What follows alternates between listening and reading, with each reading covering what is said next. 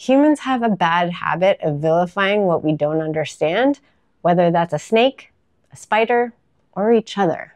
In the few months since I started investigating the connection between reptiles and people with neurodiversity, I've had some of the most profound and thought-provoking conversations of my life. Even though I've seen and experienced the effects these animals can have on us firsthand, hearing perspectives from different individuals across the spectrums of neurodiversity, as well as cultural and social backgrounds, delights and inspires me every single time. It's an absolute gift to be able to give voice to people who otherwise would go unheard, and to encourage more exploration of this subject, because without a doubt, it deserves more in-depth study and public attention, not only to increase awareness of neurodiversity, to help people open their minds to animals that are generally disregarded and feared, but also to the powerful human-animal bonds that we can form with them. Speaking with Wes Collins, a Native American with neurodivergence and PTSD, even increased my appreciation of the value in respecting and learning from all living things before placing judgment on them. And I'm pretty sure he'll do the same for you. If I'm right, make sure you boop that like button before you go and stick around to the end for some really beautiful stories and some simple but significant truths. This conversation could have spanned multiple episodes, but I've extracted the gold for you as best I could. I hope you enjoy. So let's slither or crawl on into it.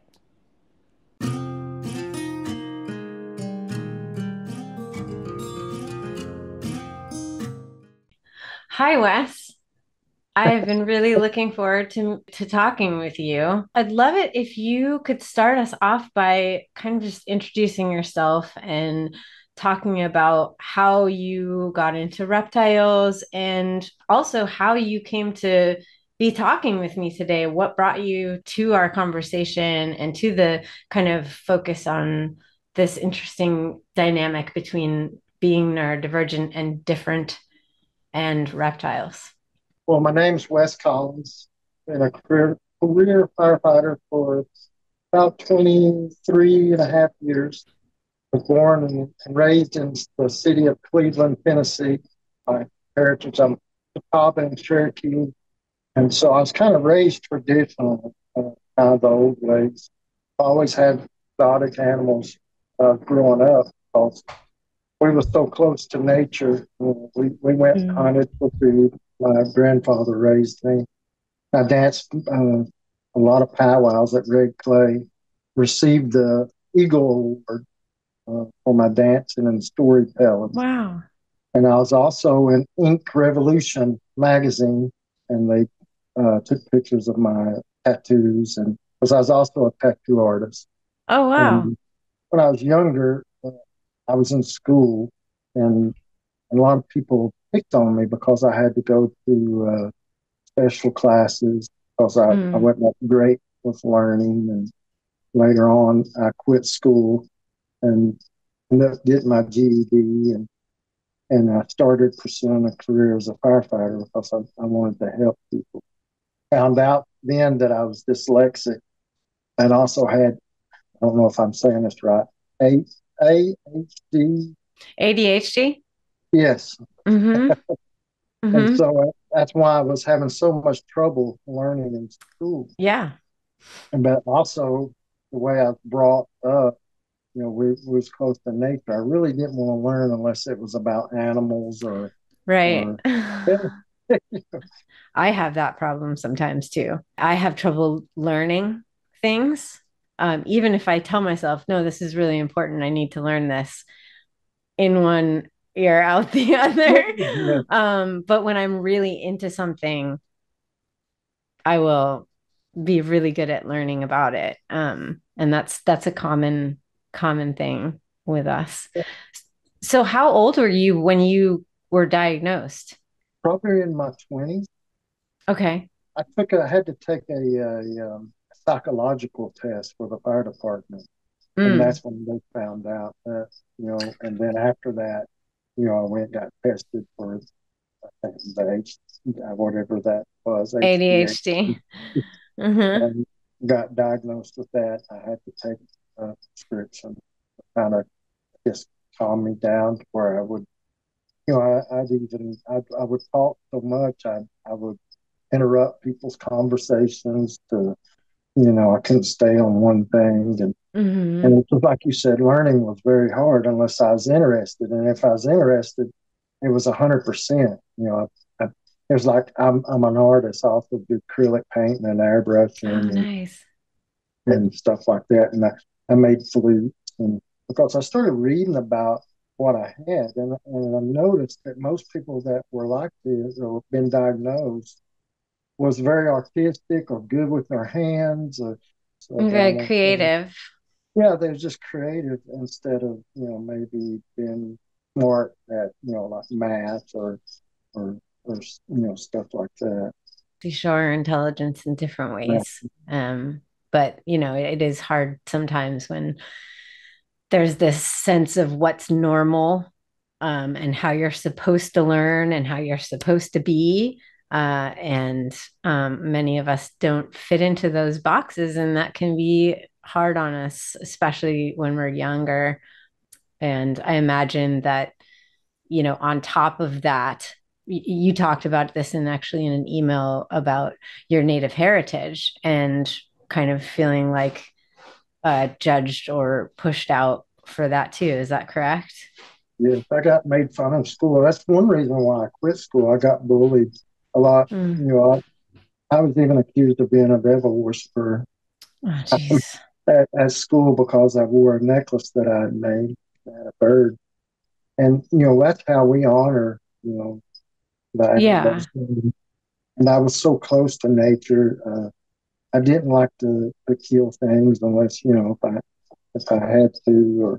But besides that, I always nurtured nature because I was taught that nature, if we look around, we can learn from nature. And, if you take away the flying things or the little creepy crawlies, the world would die. But if you Mhm. take away the human, because we're so greedy and selfish, then it would thrive. And I that's how I agree. believe.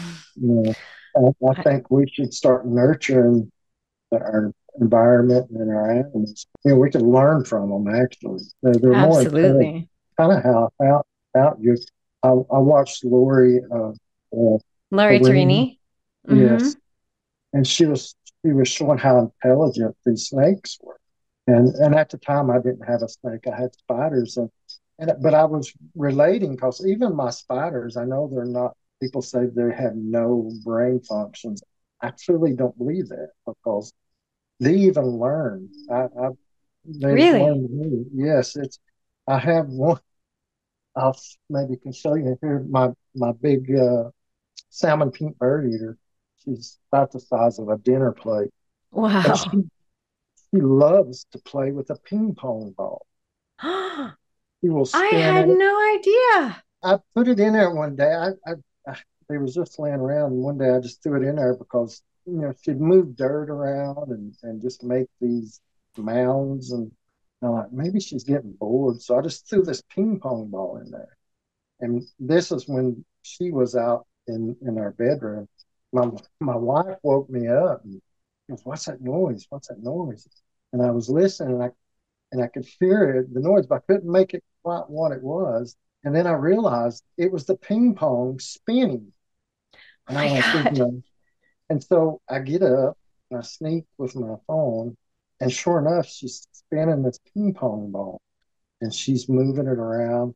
Well, the next morning I got up and the ping pong ball was gone. And I'm like, where's this ping pong ball at? And I looked and she was using it for a door in her hide. And That's so I went amazing. Yes. And so I went to work and came back in the next morning. So we worked 24 hours. And she had the ping pong ball sitting on top of where her burrow was on her hide. And she had left it there. Well, that night, I come back in the bedroom and the ping pong ball was back in her hide and she was too. So she was using it as a door. But when at night, she would play with it. You could hear it spinning and it was driving me That's wild. amazing. I don't know very much about spiders, so definitely didn't didn't know that they could do that. That's incredible. And it's still in her cage. She still uses it. She's got it pushed out of her hide because I made her a bigger hide.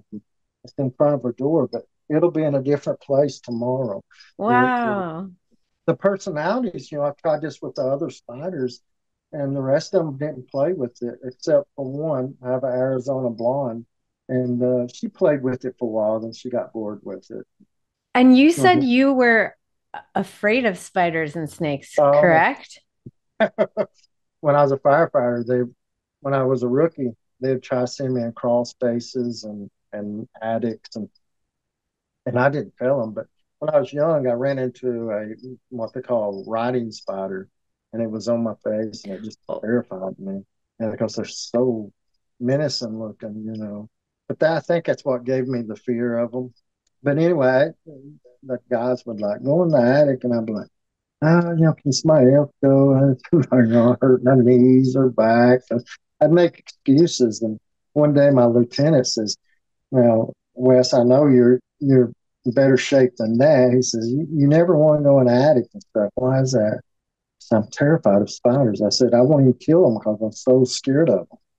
And I'd have panic attacks where I felt like I was mm, having a heart attack. mm. And so this is what got me into reptiles, actually. So I started researching spider fears. And one spider that kept coming up was little jumping spiders. And so I started researching them and looking at them, and they were so cute. It was just really adorable. I was like, I could kind of see maybe even not being afraid of those. And so I ordered three, and I'm like, I'm going to give it a shot. Anything I get, I research it to death. I love And I that. don't know if I have OCD too. I've had things certain ways. And so, I had the enclosure ready, and I was scared to death to get it out of the little deli cup. I didn't know what to do. So finally, I mustered enough courage I researched it and know people use paintbrushes. And so I scooted it into the enclosure. The personalities on these little spiders are so crazy. It's mind boggling how smart they Huh. are. I was learning because I really watched them because I was trying to get over my fear. And it just was so weird. It's like I almost had a connection with the spider. And I know that sounds weird, but No, there it was one that doesn't. in particular, her name's Willow. And there's something about her I was drawn to. And so one day I just decided to open the lid and turn it upside down, see if she would come out. And in my mind, I was like, this spider is not going to come out. It's scared of me. And as soon as I turned the lid over, she came out right onto my hand. Hmm. And my heart started racing. And I Oh, was wow. watching her. And I locked eyes with her, and she just looked at me. And she raised her little hand or leg. It's like she was waving. And it made me laugh. I started giggling. I was like, this is crazy. This whole thing, it's too smart. And she crawled up my arm and she got up on my face. I even got a picture of her on my nose, come up to my Wow. nose. Normally, I would have been passing out, screaming or running.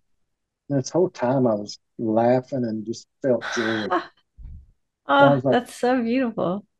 the fear of the unknown, and then also people marking things or putting names on stuff. Just like if you say snake, the first thing comes to mind is they're slimy and they're going to bite you. They're They're out to get you, aggressive. Yeah. aggressive, and it's just because people have labeled just like we do people, and it's a shame because some people might see someone with tattoos and that's a bad person. Watch your pocketbook. Or, people did that to me. So I'm pretty much tattooed all over.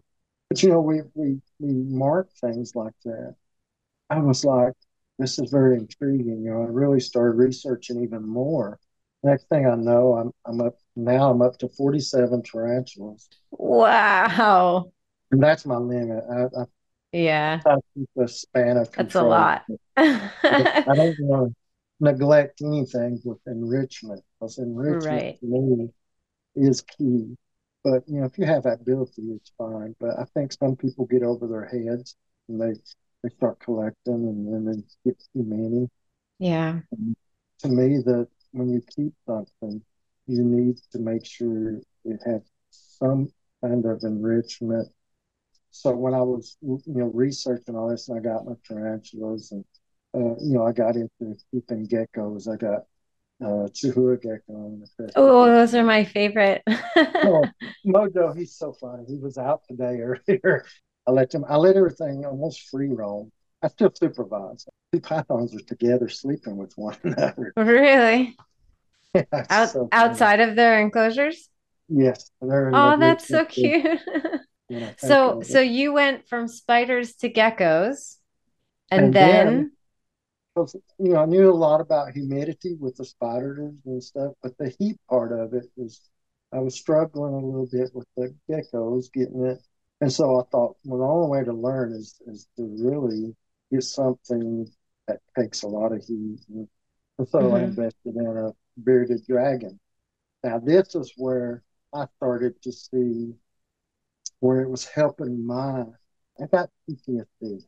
And Yeah. I really forgot to even tell you about that. But the first 3 years on my job was rough. I seen a little guy had murdered his children and set the house on fire, Oh, and he had stabbed him, and I had to go in, and for some reason it's like every bad call was with children for me. oh, And at the time, I had two girls and a boy that was the same ages as this call, and so oh I dreamed about it, or God. nightmares. I still to this day have I didn't sleep last night. But Mm. my sleeping schedule really after all these calls, especially the first 3 years, was like the worst. Mm. And it just seemed like I got every bad call there was. I noticed a change in myself. One minute I'd be in a great mood, or the next I'd be kind of hateful and short with people. But then when I got Misha, and Misha is my bearded dragon, and she lives in the bedroom. She free roams just like a dog. Oh. She sleeps with my teacup poodle. They're best friends. If you touch me, my teacup will growl at you because you're not allowed to do that. That's her baby. But I noticed when I was holding her, like she would watch TV with us. Me, she would sit on my chest, and my boxer and teacup would sit between my legs, and we'd watch it. And I could feel this calming because it was like a security blanket. That Yeah. makes sense. And I'm like, this is so wonderful. And so during the day when I'd come home and I didn't get no sleep, and I'd be kind of that mood that I knew that I might lash out or something. I would go grab Nisha and take her outside on the porch, and she would always sit on my leg. And she was just kind of calming, and she'd do these little silly things and make me laugh. But we kind of had a relationship. So I started researching more about reptiles, and I knew I wanted a snake. To me, I would think they would be the hardest to keep. I was like, that would be the ultimate, for me to test myself and husbandry of these Mm. animals. And so I started researching, and that's when I was researching behavioral as far as training. And I came across Lori and really learned so much from her. That, to Yeah. me, it was mind-boggling how smart these animals were. And I was like, I've got to have a snake. So I started researching breeders. Came across this lady. Her name's Rihanna. And she's a small breeder, you Good. know. Yeah. And so she really socialized her snakes. And I started speaking Awesome. to her about how well her snakes were socialized. And she sent me videos of Roxy was the one that I ended up using because I just felt super drawn to her. She's a Okay. pastel orange dream. She's a sweetheart. She's my baby. She's looking at me now. This is how great this lady is. She would not ship. She said, "Where do you live?" I told her, and she says, "Well, I'm coming to you." And she was 2 hours away. What? Yes. That's And amazing. I'm like, that's unheard of because most people just throw them in a bag and put them in a box. I'm like, you sure? And I was already getting her a good price because she found out I was a firefighter, and she's like, we appreciate what you do. And I'm like, no, no, no. But anyway, she brings her to me when we meet, and she gets her out, and Roxy came to me, which Mm. I held my hand out just to let her smell me, and she came across my hand, and I was just like handed her, on over to me, and she just sat there and she just looking up at me, and no money could buy this. No. Oh, that's such an amazing story. What an incredible breeder. There's so few people that Oh, not only is she putting the effort into socializing the snakes that she's producing, and she obviously cares a lot about no. them, but she also cares about where they're ending up and cares about that connection because she made the trip to come all the way to you and she gave you those videos. Like that's incredible. That is so awesome. And that's not even the half of it because I researched this girl before that. Mm, You had a video put up about her feeders. She also uh, breeds rats and rodents. And then hmm. she had seen where someone had bought a rodent from her and was mistreating it. Oh. They apparently had it on a video, I guess, feeding it. And she got on there and she said, if you buy a feeder from me and I find out that you are mistreating it and not giving it the respect, she said, I will never sell you anything again. And I'm like, oh man, that, took so much, you know, guts. Just, I mean, it's just like me and my crickets. And, I don't feed live mice or anything. I feed Mm-mm. frozen frogs. But, I have crickets for my spiders. They live in a mansion. I mean, I feed them I feed them really good, and I don't mistreat them. They have ventilation plus fans on them, to Oh. circulate. People think that's crazy, but I'm like, you're feeding this to your pet. You should pay the respect. It's just like when we eat, we pray over our food. It's the respect because that life gave its life to feed you or your animal, your pet. So I ended up buying another python from her for my stepson who has autism. Oh, And really? let me tell you, we have 9 children, Oh, wow. and four of them are adopted.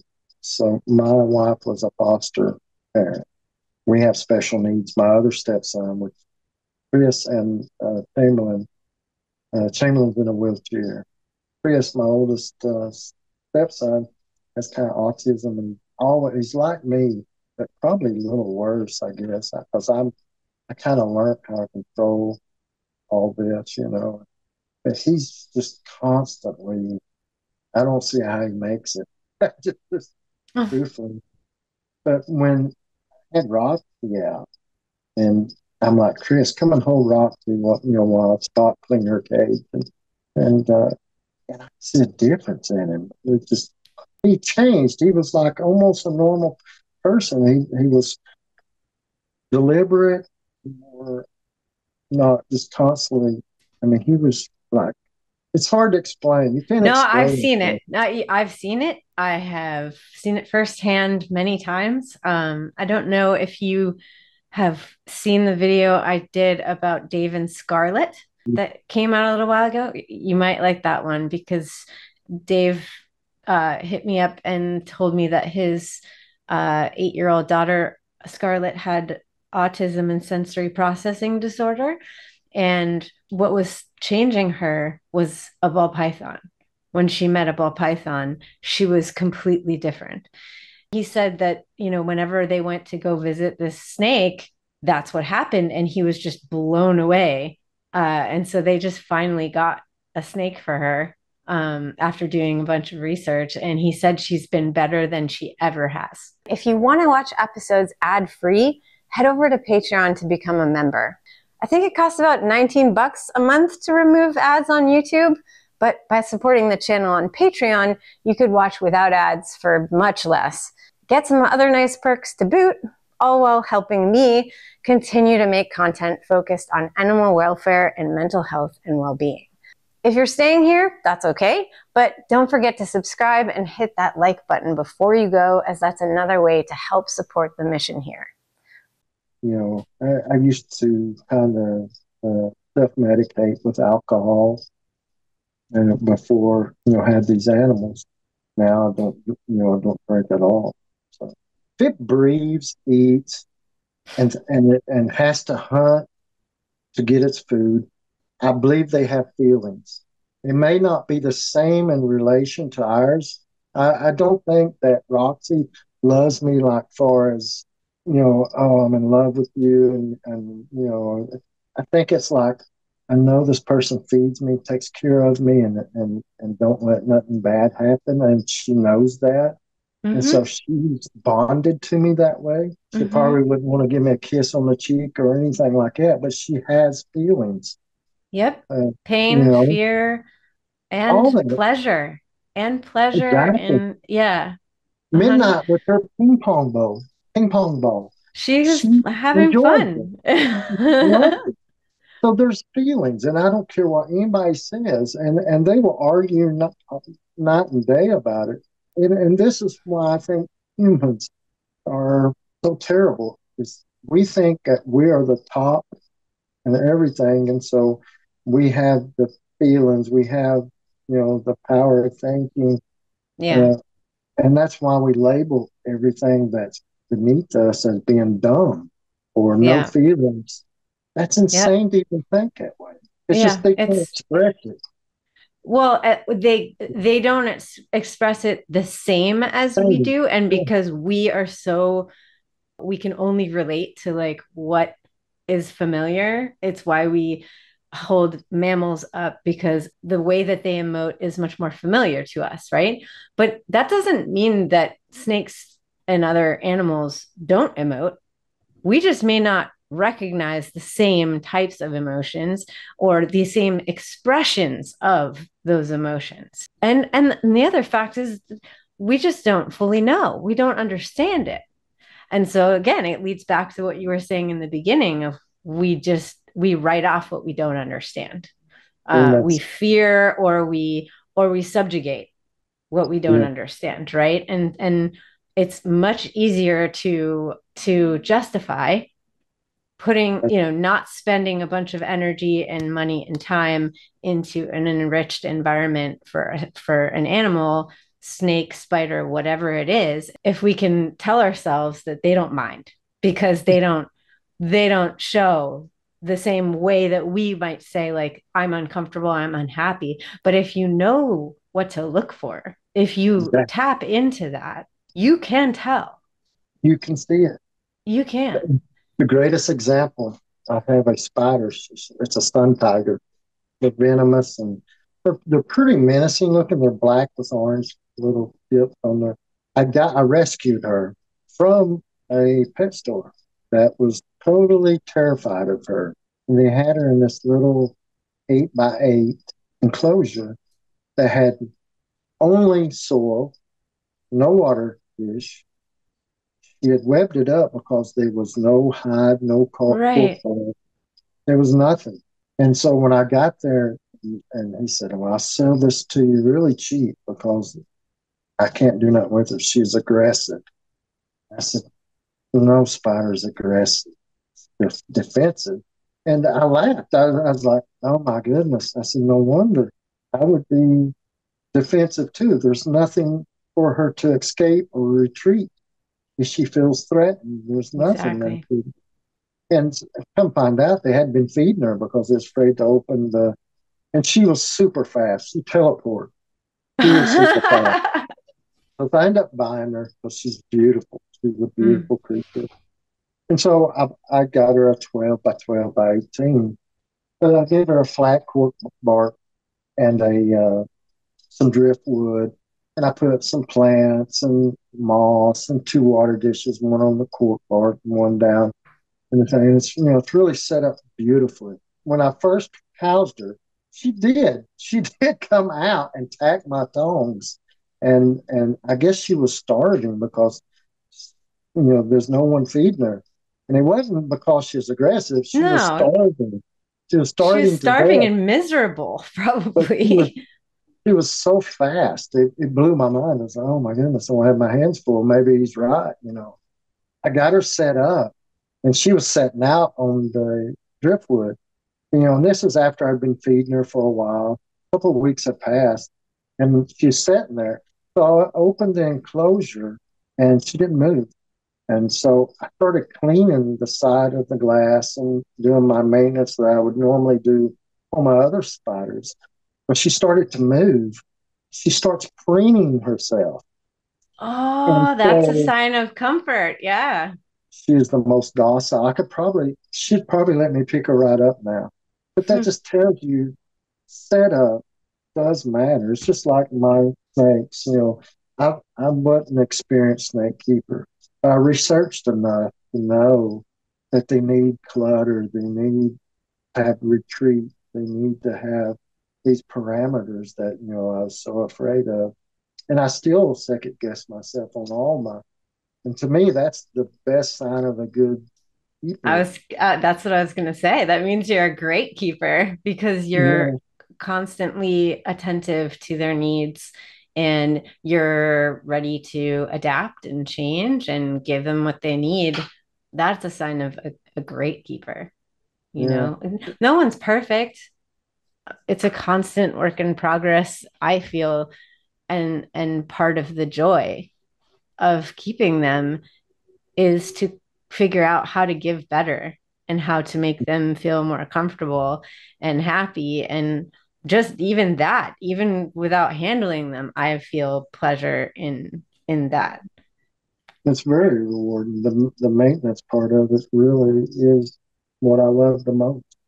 Is because you see the outcome of what they're doing. You see the animals happy. You see that you're happy. And yes, I do decorate to my liking, but I make sure it fits in, the parameters. I spot clean, and I love that because I know I'm making it healthy space for all my animals. Right? Do you feel that those tasks and those routines help your ADHD, or is it kind of a battle sometimes, or both? Or Well, I've always struggled with that. That's probably one of my biggest is it's like I'm constantly cleaning the glass. And the crazy part about it is that I enjoy it. If I didn't do it, I'd be unhappy. And I'm getting enjoyment because I get to interact with the animal. I rearrange stuff like in Roxy. I rearrange different driftwood pieces, and I'm always looking because when you put something new in, it gives them more enrichment, curiosity, more yeah. enrichment, and this is what kills me. And this kind of goes with people that breed snakes and stuff.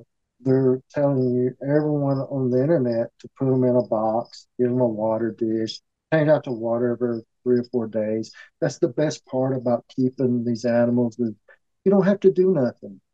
It's baloney. I get so angry, and I know I'm probably gonna make people mad.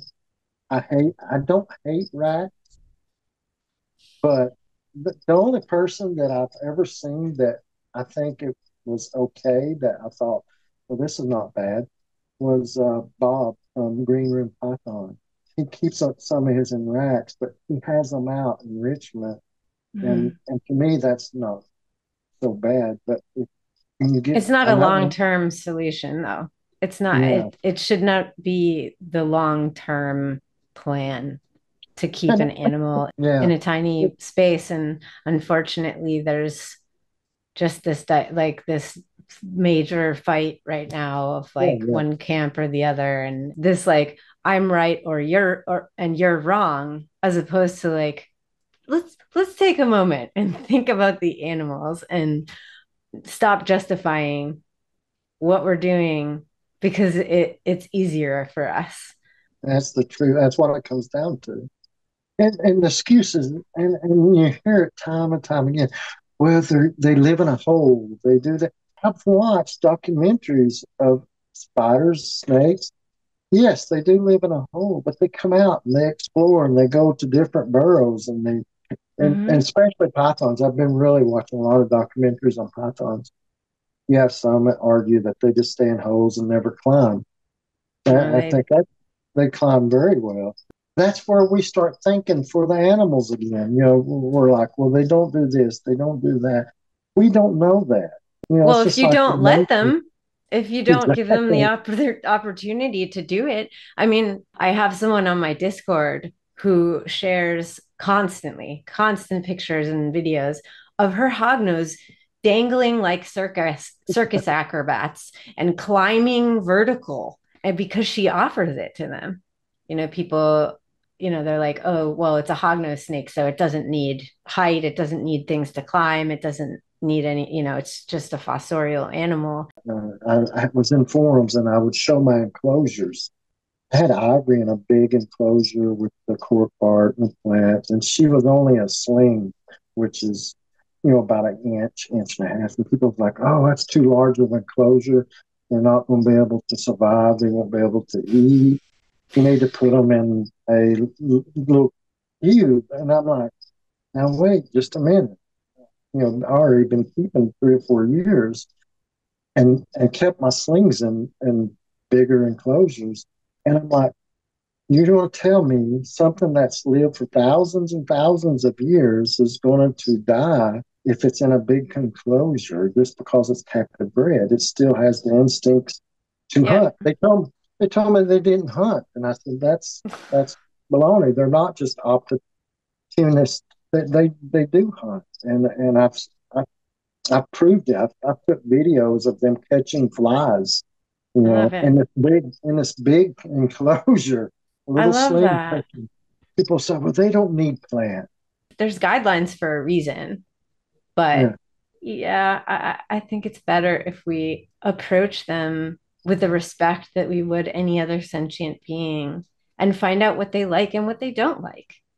We need to tap into our empathy and our compassion more with the animals that we're keeping in captivity, because they didn't choose to be in captivity. I feel like we have a responsibility, to give them the best life we possibly can, just like we would a dog, just like would a rabbit, anything else. So I that see you. that was really well said. I wish I said it. It was. Well, I I mean, think we were both thinking it. and that's the thing too. I'm going to touch on too. I said earlier that I don't think they show love. I I mean, think they show affection. because and that's what I was fixing to get to with Roxy, because Roxy has probably been the biggest impact.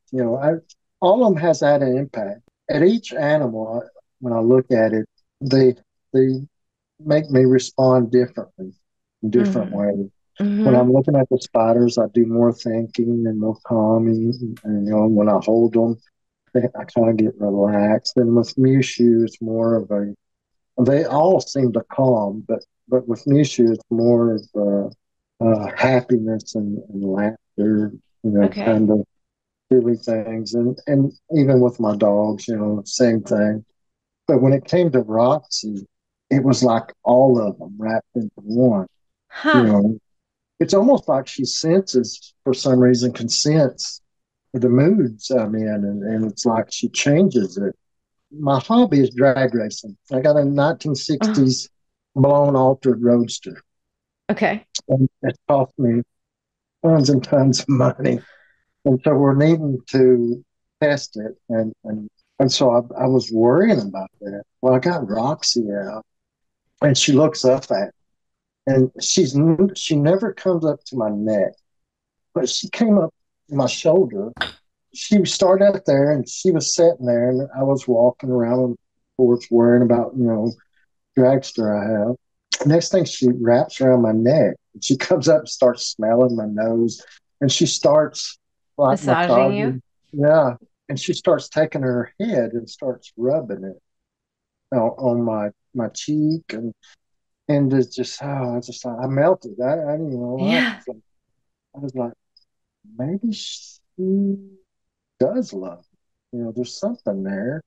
I mean, There's because something there. she knew when other people did. I honestly believe that they do have these emotions. They just show them in different ways, Mm-hmm. and I think they're there. I think she honestly does love me. That because I protect her. Her enrichment, I made her this garden in the front that has all these driftwood pieces Oh, and even old tricycle that she, kind of made it look kind of farmish. I got a plow that she climbs on. I love it. When I first got her, I kept her in the enrichment group to let her get to know me and trust me. And, she wouldn't, if you put her on the ground, she wouldn't go nowhere. She would sit, kind of sit there scared. Now, as long as I'm within 3 or 4 foot of her, she will just freely roam. And you could feel that she felt safe. I started target training her. Did you? Yeah, and it works like a charm. She's so smart. Now, tell me, you can't even, most times you can't even get a dog to do a trick like in the food. Now tell me that a snake don't have some kind of intelligence because that only took like 3 or 4 weeks. That to me just tells you that we've got it wrong. Humans are so selfish and so greedy that we can't see that everything to be learned is in nature. Being native, I'm not a Christian. I'm spiritual. I believe there's a great mystery, and most people call him God. I call him the great mystery because I don't know, you know, his plans or you know, but I believe he gave us all this nature, this world to learn from. We don't need a book to learn from. We can go outside and watch, all the animals in the world, how they take care of this world without raping it like we do. Without eating up the resources and yeah. Yeah, they take what they need and that's it. We Mm-hmm. take, Everything. more, everything, anything we get. We can learn something from that. Man, it's sad, Yeah. that we're so closed minded. Yeah. It sounds like you've been trying to spread this message. That's, I think, the best we can do is try and share this as much as we can and show people because a lot of people won't believe it unless they see it. And sometimes they won't believe it even if they do see it. And we can't, I've had to learn myself that I'm not going to win every battle. I'm not going to win everyone over. I know that.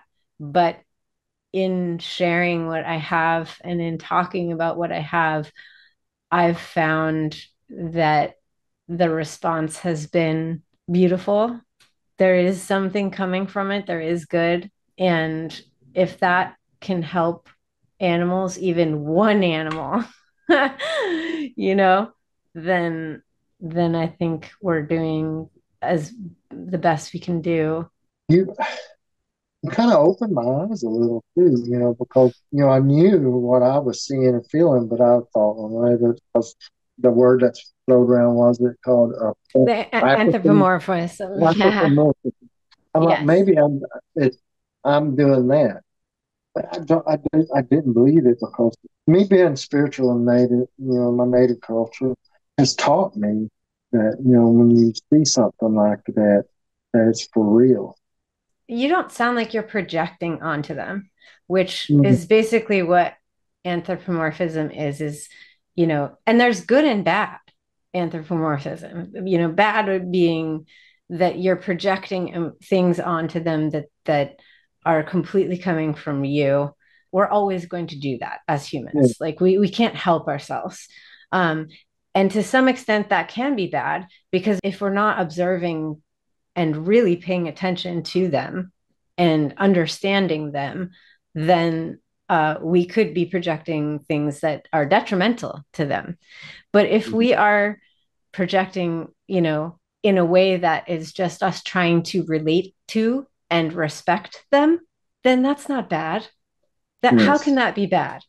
How can it be bad to anthropomorphize enough to say like whether or not I know exactly what those feelings are, I believe that they have feelings and that they think and feel, and therefore I need to respect them.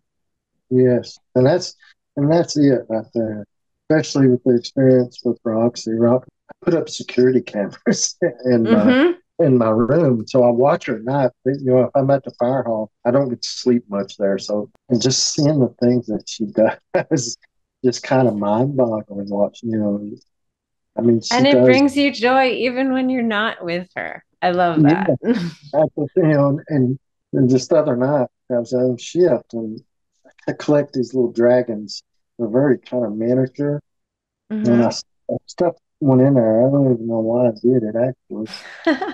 And she noticed it and she went to it and she sniffed it, just kind of lingered there. Why would she took the time to even go and check it out?